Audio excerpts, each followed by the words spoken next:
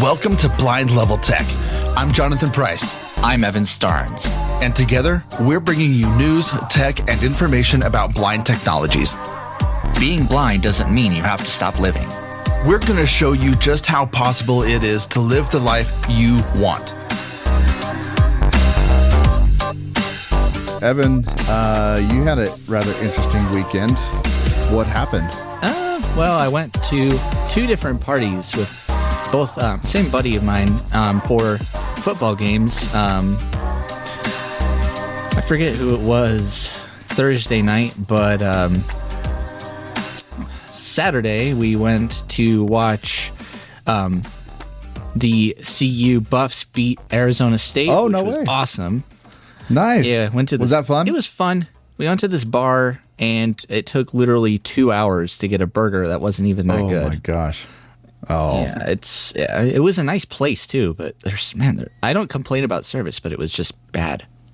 That's a long time. I went to Torchy's yesterday, and it actually took about 20 minutes to get 2 tacos. Yeah. I was like, that's a few minutes. I spent this weekend tree trimming, and so that was fun. I got a big old, it's like this 15-foot chainsaw.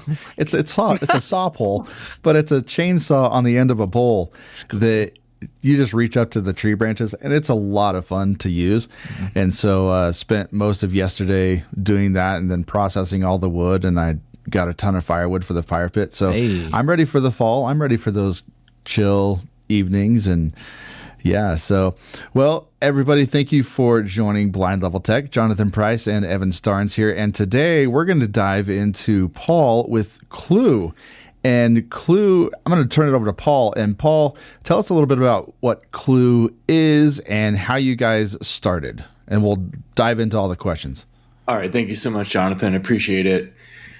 So Clew is an app it's designed for indoor navigation. And the main functionality of it is it allows you to record a route in a building, say from, the door of, imagine like the door of like a hotel to the front desk or something.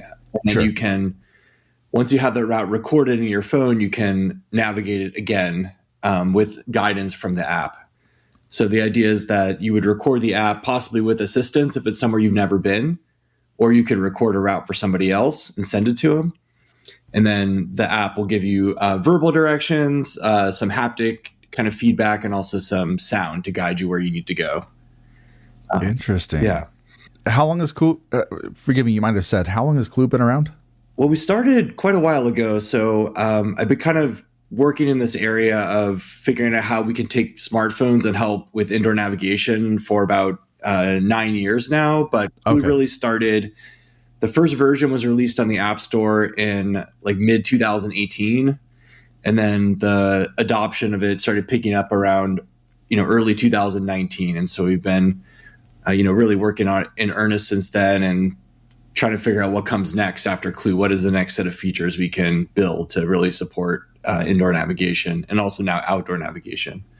Well, in this app, that's really interesting. It is very interesting. And this app dropped before iPhones had all the crazy LiDAR and multi-camera setups on them and everything. That's right. It was an iPhone 7 when I tested it. Yeah, exactly. We started out with using ARKit, which is a really nice library that Apple put out there that uses your phone's camera and the inertial sensors, which is like your accelerometers, gyroscopes, these different motion sensors that are built into your phone.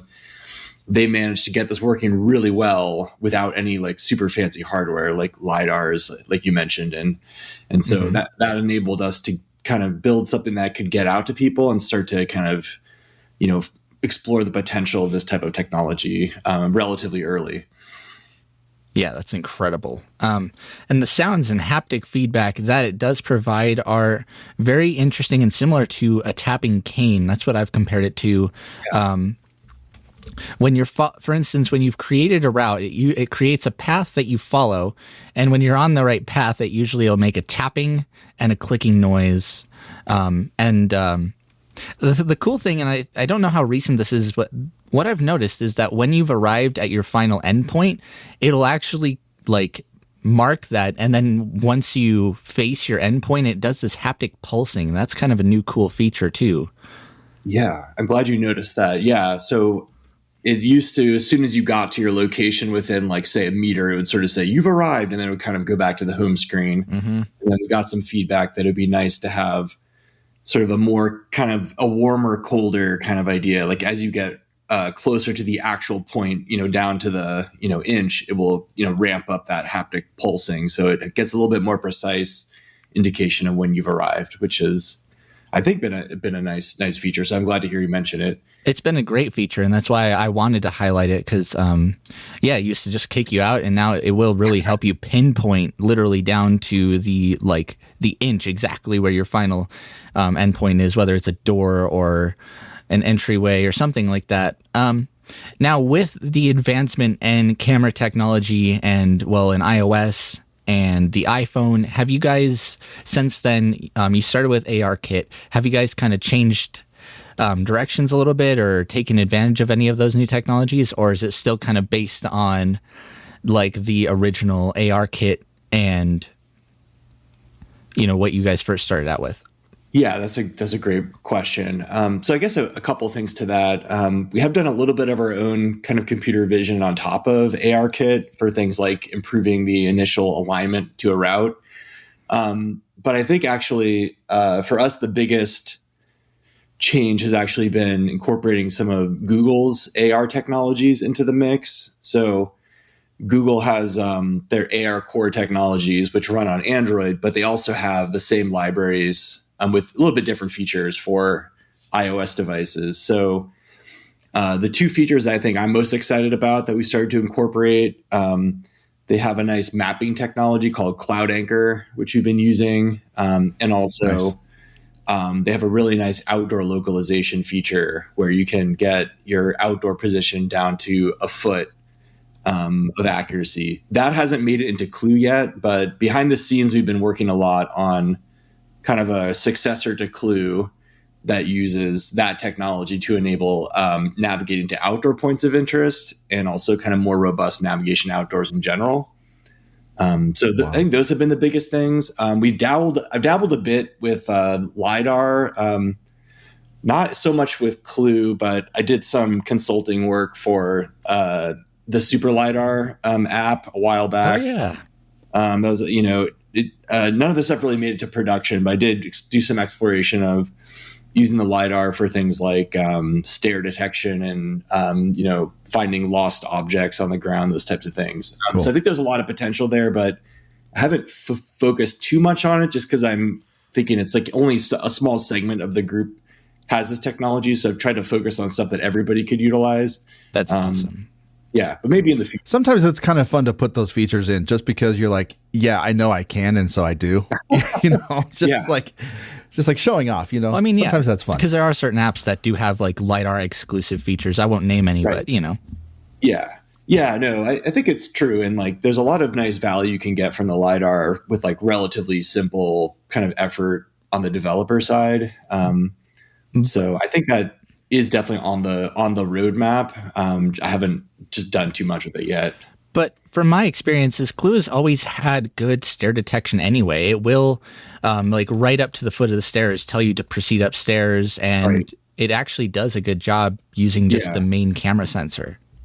Yeah. I mean, it does do a relatively good job, but the LiDAR can give you a little bit more information often. Especially you can even with the LiDAR, you can actually, because Clew requires that you've walked the route first to do that stare detection. But with the LiDAR, you can just have it in a mode where you're just walking around and it's like identifying all the stairs and such. There's definitely some advantages of it. I haven't done I have been a little bit hesitant to do too much with that because a lot of the accuracy of these types of things would require like people to be really conscientious of like how they're orienting their phone in space. So sometimes I worry a bit about like the phone has a little kind of a limited field of view in terms of the LiDAR. So you have to be really kind of conscientious about that. So kind of making sure the users understand like that is a big requirement for it to actually to depend on it for something that's like sort of safety related is I think something that's something that I've struggled a little bit with, like how to frame that and how to feel confident that people are able to use it and not become over reliant on it, because at the end of the day, it is, you know, a fallible piece of like technology, and we want people to always use their cane skills as like the kind of bedrock of what they're doing in mobility. Absolutely. Well, I'm glad you brought that up, because when you have an end user using this technology and you're developing or you're bringing on businesses and locations to, you know, navigate indoors, what is the process for a company or a person to create a route, to, I guess, give that information to somebody who's going to be using it? And then also, is there like a database? So if I go to a mall, can I go to that mall using the Clew app and see pre-recorded versions of routes that people have already uploaded? Is there a database? Yeah. So thank you for bringing that up. So I guess at this point, I want to make a little bit of a distinction between Clew that is on the App Store and sort of the new version of Clew that we're creating. Sure. And to anybody who's listening, I'm very happy to send out a test flight link to our new app that we're working on. It's not yet available in the App Store. So Clew was really designed around, it was designed around a record for yourself kind of model. So it was like, you know, you have a sighted guide and you walk to a place and you record it. Or we did build in a pretty basic route sharing feature where you could like text a route to somebody.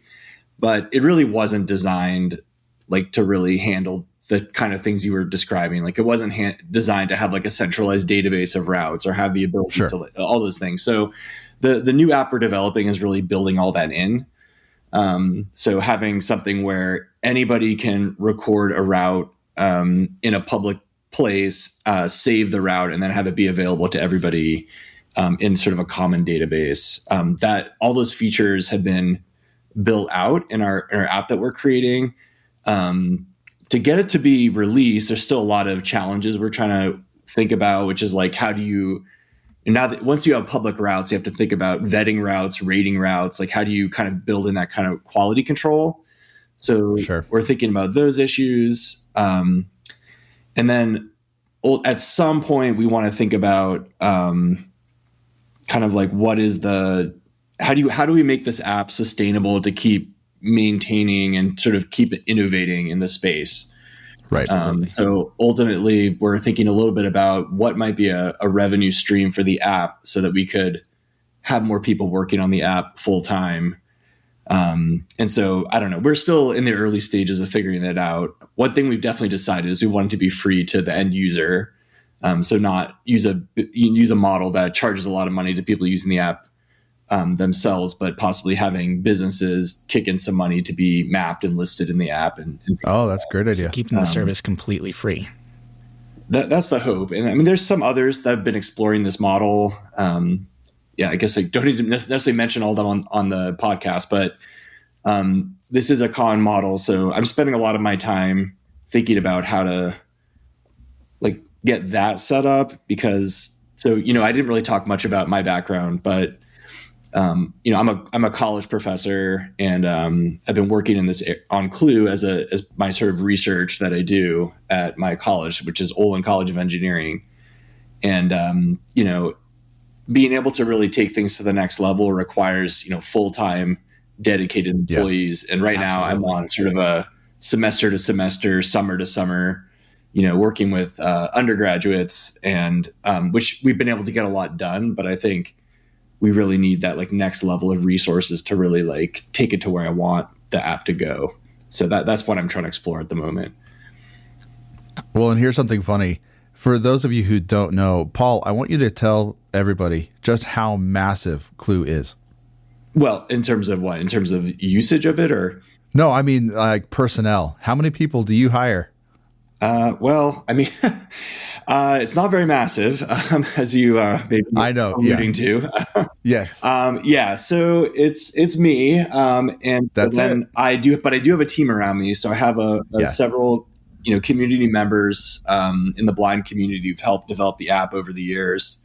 helped me run summer co-design programs around it. So we've had a big community around it, but it tends to be people kind of coming in for, a period of time doing some work and then kind of, going out and doing other stuff, whether that be undergraduate researchers over the summer or, people helping to co-design the app. But then I'm sort of like the one kind of continuous piece in the ecosystem. Sure. So I think I've kind of seen that that kind of, isn't so sustainable over the long run, and like where this thing needs to go as you start thinking about moving from a, Clew is like the stakeholders are like, the person recording the route, maybe like O&M instructors. Right. Now you think about the stakeholders of an app where you have people mapping businesses, you might have like a revenue stream, like there's a lot more stakeholders. You need a lot more people to kind of think through all those aspects. So I mean, you hit the nail on the head. Like there's the need to kind of grow the team and grow this effort. Mm-hmm. I just think it's so cool that just you yourself, I mean, your customer support, your design, your CEO, CFO, all the acronyms, name them, and you're doing an amazing job. So I just want you to know that at least from BLT, we're so thankful for the work that you do and the work that you're providing. How do people, if they want to test the app, or are you doing beta testing, or if there's businesses? Yeah, absolutely. So I'd love to get an email from anybody's listening. You can just send an email to clewapp, CLEWAPP @gmail.com. And I can send a note. And that could be, you could be an end user who just wants to, maybe do your own mapping, either in your even in your house, that, test it out in your house. That's totally fine. You could be somebody who, runs a school and you want to investigate the idea of Clew for making your building more accessible. Any of these kind of, partnerships would be super welcome. And I'm happy to send out the test flight link. There's a lot of cool features we've been developing around, like I said, making maps, building databases of maps, and also outdoor navigation, which I'd love to talk a little bit more about if we have some time. Yeah, please. Absolutely. Yeah. Yeah. So in the outdoor navigation, I think the possibilities are really strong. So Google's really has this technology that's pretty amazing. So if you've ever used Google Street View, in particular, they have they have live view directions. If you're doing walking directions, there's a little button that will appear. Yep. That says, live view, and it uses the camera to kind of make the position more accurate. I haven't found that their verbal directions, sort of their directions for people who are blind or low vision, I haven't found them to be particularly strong in that mode. But the data can be used by any developer for basically no cost. So what we've been experimenting with are things like, suppose you want to navigate to a bus stop very precisely, and using the GPS is only going to get you within 5 meters, but you need to be right on top of the bus stop pole so the bus doesn't drive by. That problem can be solved very well with this technology, at least for a lot of bus stops that are in that kind of coverage area for Street View. And then we also are very interested in finding a way to help people navigate to doors of businesses. So this idea of an Uber dropping you off at a restaurant or some, a supermarket, say, and now you have to go from the street inside the market. For some folks, can be pretty challenging. And if you have the precise location of the door, which we would need to be able to get some sort of database of that or create our own, then you could be able to navigate very accurately to the door. So those are the types of things that I think are super exciting in the terms of outdoor navigation. And so that's going to be a big focus of what we're working on. Absolutely. And especially when it comes to finding exact specific doors, that's going to take a lot of the whole, because right now, if you go to a shopping center or, a building where it's a whole bunch of stores, storefronts all in a row, and you got to find a specific one.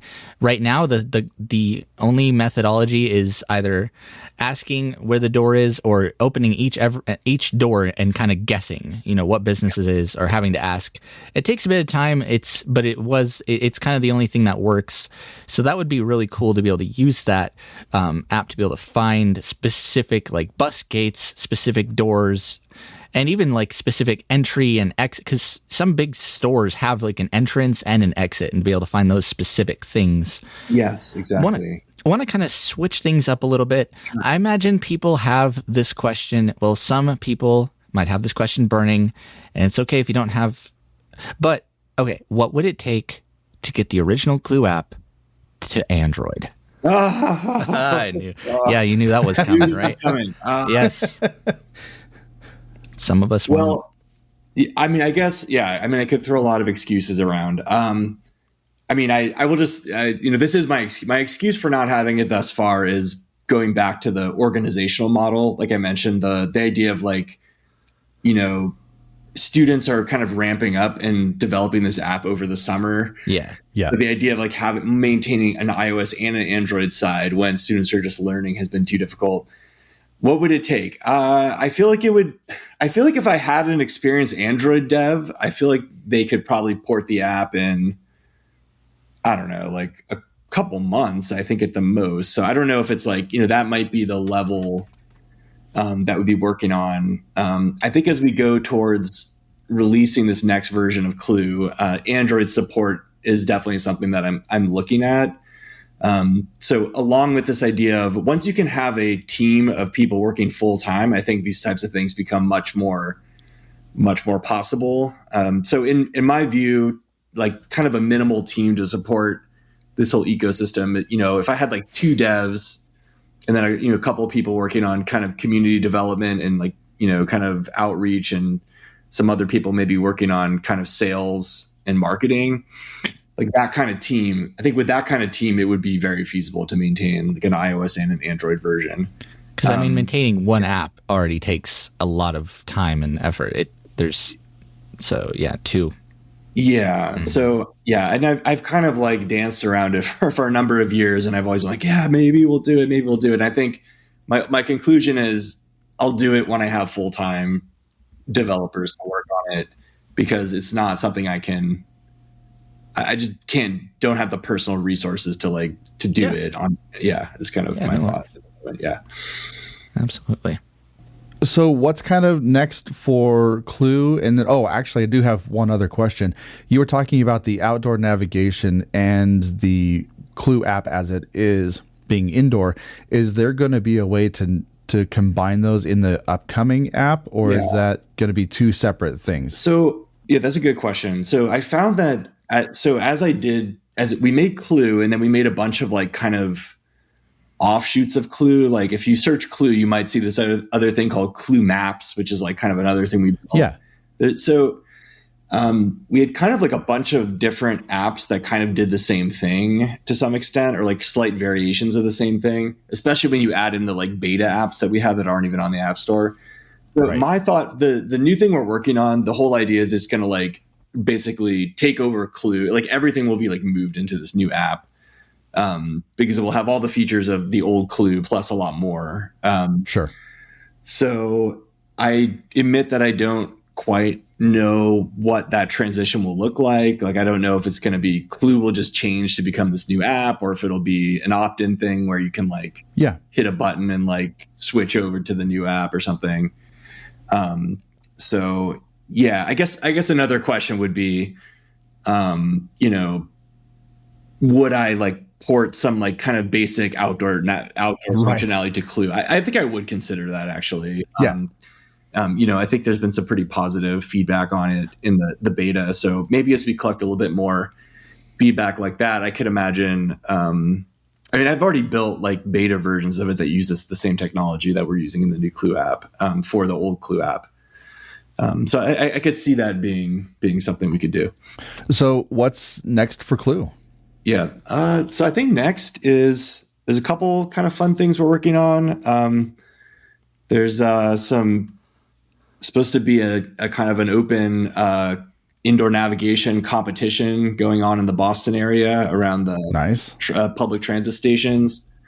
I think that's launching fairly soon. Don't quote me on that. I'm not the one launching it, but so we're hoping to participate in that.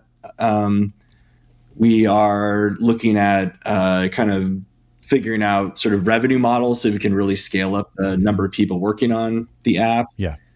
with the hope of eventually releasing this new version to the community. So yeah, right now, doing a little bit of maintenance and kind of bug fixes on Clew, maybe backporting some of those features we talked about. But most of the effort is focusing on how to grow the team, how to really ramp up for something bigger and much bolder coming up in the future. All right, so it's fall and it's getting cold outside, and we have a new segment on our show called the Sandwich of the Week. So without further ado, here is our Sandwich of the Week. So with it being fall and it being colder, you're starting to pair some soups with your sandwiches. I know my daughter really likes tomato soup and grilled cheese sandwiches. So, Paul, I'm going to ask you, what is your favorite sandwich, or do you have a favorite sandwich? That's a good question. Yeah, so I do have a favorite sandwich. Nice. I like it a lot because one of our local sandwich joints. So the name of the sandwich is Caitlin, which is also my wife's name. So of course I have to say that. Nice. But it is a fantastic sandwich. It's got some prosciutto. It's got basil, tomato, some mozzarella on like a roll, like a kind of a baguette style roll. Okay. So I like the kind of like Italian style sort of, kind of like hoagie style sandwiches. So that's nice. My personal favorite. Not necessarily the easiest one to make at home, but right. That sounds like a very gourmet, but it is a very quality. So if you're ever in the area. And okay, so where are you? I'm in the Boston area. So Boston, okay. I'm about an hour outside of Boston in the suburbs. Nice. Oh, very cool. That's a good sandwich. Indeed. Evan, you have any fun sandwiches? I don't exactly, but I do have an easy one. And you'd mentioned grilled cheese. There's actually a really easy way to make it in the air fryer.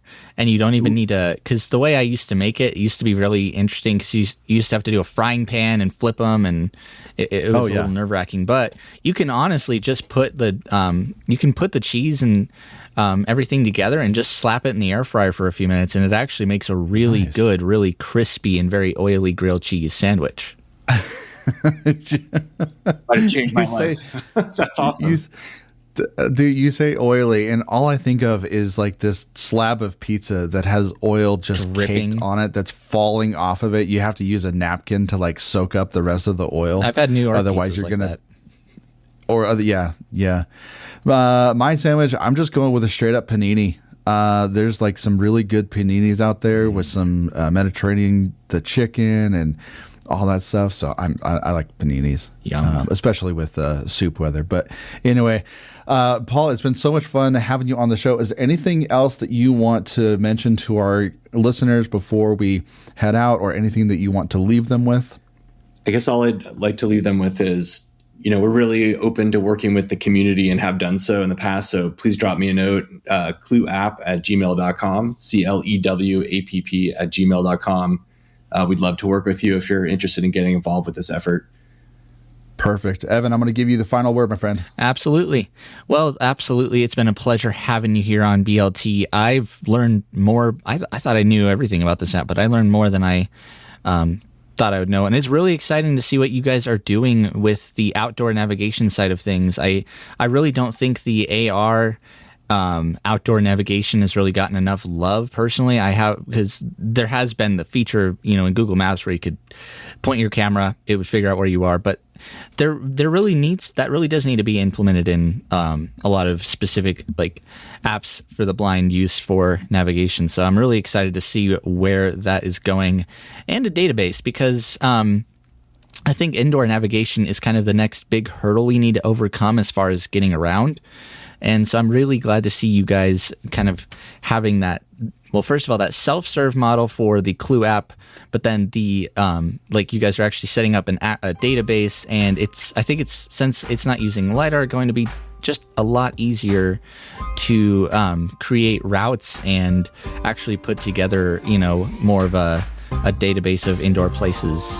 But yes, it's been a pleasure having you on the show, and please feel free to check out our other episodes from AINC. We are ramping up for Colorado Gives Day, so please stay tuned for more details. It's December 5th, though. That's what I can tell you at the moment. Anyway, This is Evan and Jonathan with Blind Level Tech. Of course, don't forget to plug in your devices, otherwise you won't get to listen to Blind Level Tech. With that being said, thank you so much for listening, and we'll catch you guys next week.